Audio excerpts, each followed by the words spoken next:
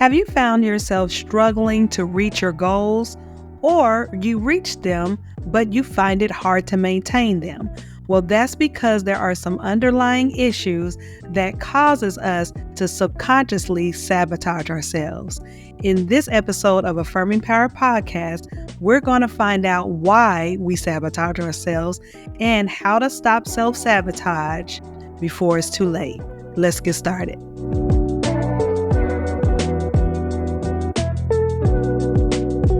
Hey friend, thank you so much for joining me on the Affirming Power podcast. This is your host, Christyl Benford. I want to say we are about to get into a very needed conversation about self-sabotage. But before I get started, you know what I'm going to ask you to do. I need you to go on and hit that like button, okay? If you are watching this on YouTube, then definitely subscribe to so you can make sure you are getting notified when I upload something new. Also, if you are listening, not on, but if you're listening on your favorite podcast platform, then go ahead and hit follow. But anytime during any of my episodes that you're watching, if you're watching on YouTube, feel free to like and share and comment because I want to know what you think as well. So without further ado, honey, I want to get into it. We are going to talk about this sabotage. Okay, we are moving forward in this year, and I know you have some goals for your life, but there are a lot of things that we do that sabotage ourselves. There are a lot of actions that we do, sometimes knowingly and unknowingly, where we are sabotaging our progress. We've got to stop doing this. And even more so, it's hard to stop doing something when you don't know it's a problem. So we're going to dive into this today, talking about self-sabotage, how to overcome it, honey, what the signs are, all that good stuff. So let's start this. Okay, let's start this. Let's talk about the root causes of self-sabotage. Okay, the root causes. The number one root cause of self-sabotage is your feeling of failure. Okay, meaning that you feel like you've already failed at life.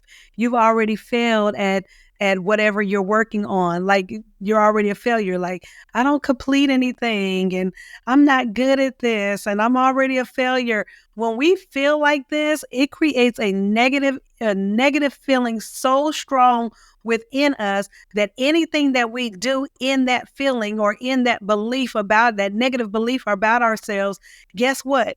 It bleeds over into everything that we do. Okay, so then if you're trying to work on something or you're trying to build something, guess what? All that is going to seep into what you're trying to build. And then you'll find yourself procrastinating. You'll find yourself, I was about to say him-hawing around, but that is procrastination. Or either you might just find yourself just giving up altogether because you have this negative feeling that you're already a failure or that you've already failed at something similar to this in the past, so that you're going to already be a failure moving forward in this. So we have to change our mindsets about that. If you're feeling like a failure, you're feeling like you already failed, then guess what? You are not going to succeed at what you're working on. So that's one of the root causes, okay? That internal negative belief about yourself. Okay, another one is insecurities. This still stems from our beliefs, okay? Our belief system about who we are and what we are capable to do. If you are insecure, like I'll give you an example. I talk to some people, they say, oh, I can't do videos like you do videos. I just don't have the look, or my voice sounds like this, or, oh, girl, I gained too much weight, or I need to lose weight. Whatever the case is, those are internal insecurities, and you're allowing those insecurities to stop you from moving forward into what you're trying to do, or what you are purposed to do. So get rid of the insecurities, because 9 times out of 10, when we have these insecurities, honey, nobody even notices them but us. But because we're so hung up on trying to be or look or sound perfect, we think everybody else sees what we see as flaws. And a lot of times people don't even see it. They don't even notice it. You know what I mean? So show up, get over these insecurities, change your mindset about yourself, and get over these little hidden, little, little monsters of insecurities, thinking that you are not ready or you don't have what it takes, whether it's your look or whether it's your knowledge base. You don't have what it takes to get the job done because you have what you need right now to do what you need to do right now. Boom. Okay. Another root cause, okay, for self-sabotage is fear. Fear, fear, fear. Fear is one of the worst things that people deal with that keeps them from moving forward. That could be fear of what others think, fear of success, fear of failure. There goes that failure again. Fear of failure, meaning that you have a fear that you're going to fail, not that you already feel like a failure, but you have you have a fear that you're going to fail at something and you're not going to be a success at something. Guess what? That fear paralyzes people. And when it paralyzes a person, it paralyzes you from moving forward in what God has ordained you to do. So get out of the fear. Some people now here's another, I will say this. You could take that fear and use it. Anytime you feel that fear, you could push through that fear and use that fear as fuel to say, okay, so I'm scared of this. So this is what I'm going to do. I'm going to go ahead and do this to overcome this fear. Other people are literally, like I said earlier, paralyzed by the fear where they do nothing at all because they think they have to meet some type of, some type of perfection or some type of level that they think they have to be in order to move forward in whatever it is that they're building. Fear is not of God, sugar. Okay? Fear is not of God. So don't let fear rob you, because that's what it's doing. It is robbing you from living in your purpose because you are so scared about, other people might think this, other people might think this about me. And I'll give you a good example of what I'm talking about. And I know if you've been listening to this podcast, you probably already heard me tell this story, honey, but I'm going to tell it one more time, but I'll make it quick. When I first started my business, Zealy Creative, I didn't tell anybody. I didn't tell anybody that that's what I was doing because most of the people that knew me from ministry. They knew me from singing. That's what they knew me as. So I was scared to tell anybody that I was doing most people didn't even know I had this other creative design side that's always been in me. But nobody knew that. Nobody knew that I was doing, that I had a brand company, that I did website. Nobody knew anything because I was scared to tell people that I was doing this now. And this is another part of one of my gifts that most people don't think, because I was scared they would not take me serious because most of them knew me as something else, like I couldn't be something else, like I couldn't be outside of what they knew me as. But I was scared. I didn't tell anybody because I had fear of what others thought about me. So I thought they wouldn't take me serious. So I kept it a secret. And guess what? You can't be a business boo and be a secret. Okay. That is not cute to be the best kept secret. That's not cute at all. You will not survive as a business. Okay. So, that was my journey, but that hurt me in the beginning, and it hurt me for years until I had to shift my mindset and say, look, you got to do this. You got to show up. You got to let people know. Then when I start letting people know this is what I'm doing right now, then people's like, oh, well, you know what, I was thinking about starting a business and I want to know if you could do the brand, and then it started picking up after that. But I had to let people know we cannot allow fear to rob us of what God is calling us to do in this season, whatever that is for you. And it might look completely different than what you normally do because this is a new season. God is doing a new thing. Okay. So don't let fear rob you from moving forward into your amazing purpose and using your gifts. All right. Another root cause for self-sabotage is brokenness. There can be so much hidden brokenness inside of us that subconsciously we do these actions, these sabotaging actions that causes us to just not progress, not grow, not evolve, not move forward. We just are like stuck.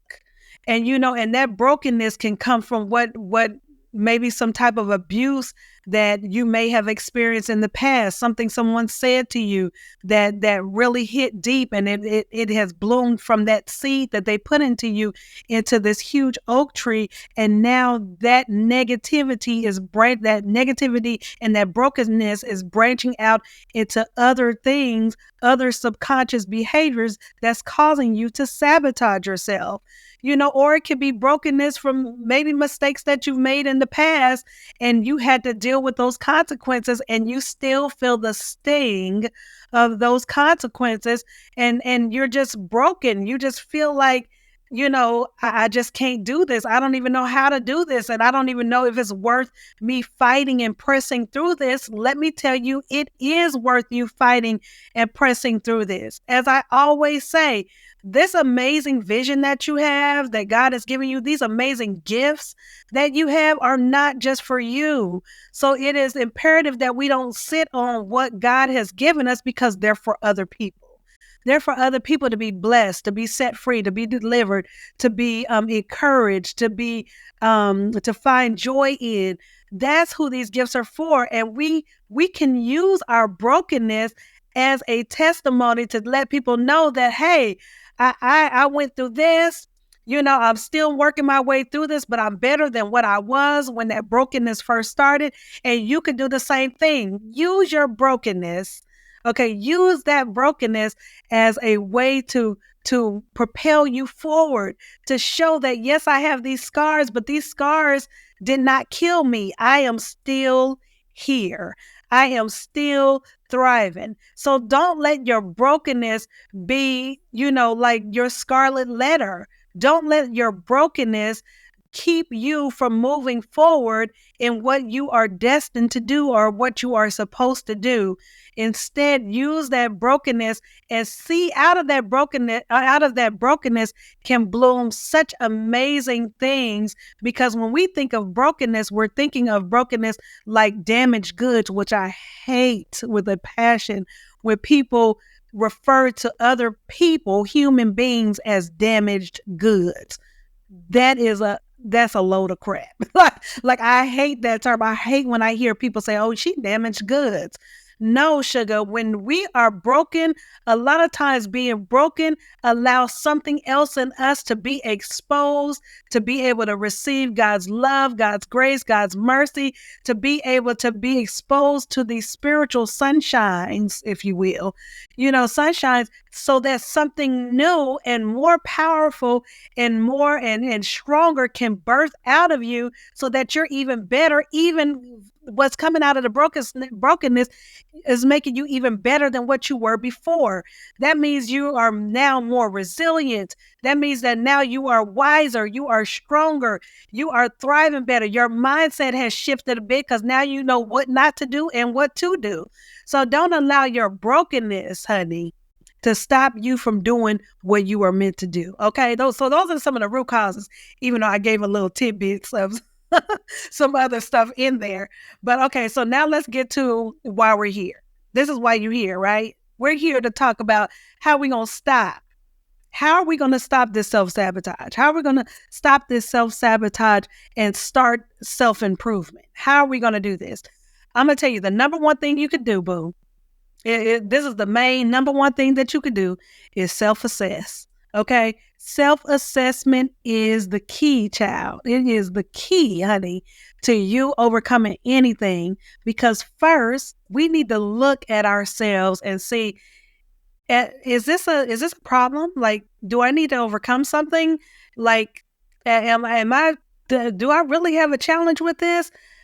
Self-assessment is your beginning action to getting on the road to deliverance and freedom, and then moving you from those levels into progress, prosperity, success. And remind you, all this stuff don't have to always do with money, but these are necessary steps. But that first step is going to be self-assessment. So I'm going to give you 5 quick and easy ways of how you can really improve and make this self-assessment work for you, so that you can stop sabotaging yourself moving forward. So the first self-assessment is think about why you want to quit or stop this progression. Like, why do you want to give up? A lot of times self-sabotage makes us want to give up and we just want to stop. Maybe whatever you're working on is too hard. You feel like you don't know enough. You feel like you're not good enough. You feel like you don't have what it takes. You're scared of what people think. Remember all those root causes we talked about? It will make you want to stop and quit and give up. But you have to take time to self-assess and say, why do I want to stop? Like, what is this about me that's making me want to give up? Like, I don't want to do it anymore. And I'm going to tell you, especially believers, I've heard a lot of believers say, well, maybe that's not what God wanted me to do. Let me tell you, just because God tells you to do something it does not mean that you're not going to run into any obstacles or challenges. Hello? Okay, that's not what that means. We try to throw it on that. Like, well, maybe this ain't what God wanted me to do because it's so hard and it feels like, things are coming up against me and it's attack after attack, whatever the case is, or it feels like really hard and nothing's measuring up, nothing's lining up.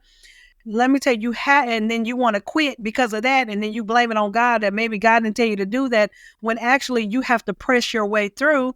But you have to self-assess all of this.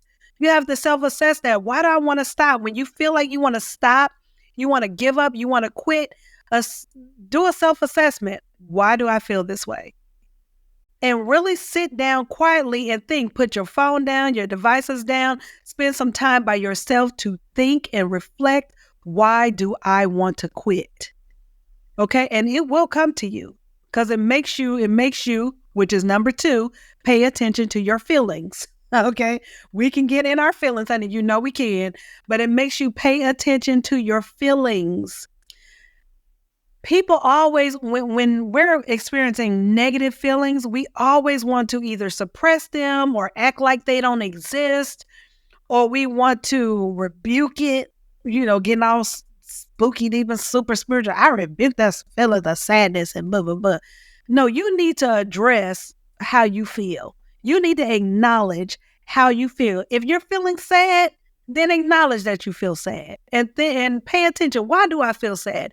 If you're feeling mad and angry, then pay attention to those feelings. Stop pressing things down and hiding it and tucking it away inside of you before you explode and it comes out in a whole negative way. Okay? Pay attention to your feelings. That is number 2 for your self-assessment. It's okay if you're not always jovial, if you're not always happy and, oh my God, I'm so happy, I'm so glad, oh, the Lord is my strength, oh, I'm highly favored. If you don't feel like that all the time, then that means you're human. That's it. That just means that you're human. Acknowledge those feelings and assess, if it's a negative feeling, assess, why do I feel this way? And pray and ask God to show it to you if you're not clear in just your own self-assessment. The third self-assessment is think about the outcome if you sabotage yourself. Okay? Think about the outcome. So if you were to quit with what you are working on right now, if you were to stop and you were just, I don't want to do it no more and I ain't doing it. I feel some kind of way about it and I don't want to do it. Just point blank. I don't want to do it. So if you feel that way, think about if you give up, what is going to be the outcome? You're going to be doing the same old thing that you've been doing for the last month, year, 20 years, 10 years, the same old thing, living a mundane life, not progressing in life. What will happen? What will the outcome be if you sabotage this? If you sabotage yourself moving forward, what would that outcome be? And you're going to have to sit with that one. You're going to have to sit and think about that, okay? And you're going to have to think about what would those consequences be for you. And let me tell you, I'm gonna go to the next one, which is number 4, the fourth part of your self-assessment, and that's think about who will be affected outside of you if you stop. Remember, I was saying there are other people that need what you have. They need your gifts. They need your expertise. They need your knowledge. They need to hear your voice. They need to experience the gifts in you, to help them get through whatever they're going through. But how will they be affected if you give up? If you never decide to move forward with that vision, if you never decide to move forward with that business, if you never decide to move forward with that ministry, if you never decide to move forward with whatever that goal is for you, how are other people going to be affected? How are they going to be affected if they never get what they were meant to get through what you were meant to do? Oof, sit with that one, honey, okay? The final one, this is the final piece of your self-assessment, okay, for overcoming, this is how you're going to overcome self-sabotage and get some self-improvement here, is sabotaging yourself worth it? You have to ask yourself that. Is it worth it? What would my life be? Or what would it look like if I sabotage this? If I just let this blow up in my face, I just decide I want to quit, or I decide I don't want to move forward, or I'm not never dating again because that divorce was too hard, or I'm not starting another business because I failed at the last 3. You have to think about, would it be worth it? Would it be worth it? I mean, yeah, you could think about, well, I'll just be living how I'm living right now. I mean, that ain't nothing new. It'd just be the same thing. But is that worth it? Is that worth it? Can you see yourself just staying right where you are, mentally, emotionally, physically, financially, spiritually, right here, never evolving, never growing ever again? Honey, could you see yourself? I mean, is that worth it to you? You got to ask yourself. So let me tell you, self-assessment is the number one thing that's going to help you turn that self-sabotage into self-improvement. When we are operating in self-improvement, then we are able to move forward and forge ahead with the things that we are meant to do so that we can be a blessing to others. Okay, not just for us. The blessings aren't just for us, but they're for others, our families first, and then everybody else who's going to get it after that. Okay, so listen, if you're enjoying this, then I need you to go ahead and hit the like button. Okay, make sure you subscribe and follow and comment, because I want to know, what do you think about this? And if you are going to start your self-assessment, then how are you feeling about having to do the self-assessment, okay, to overcome self-sabotage? I want to know what you think, so leave a comment and make sure you share it. So, all right, guys, as before, thank you so much for joining me on this episode. And until next time, I will see you soon. This is your girl, Christyl Benford here. I'll talk to y'all later. If I can get my words together, I'll talk to you later. Have a good one. Bye.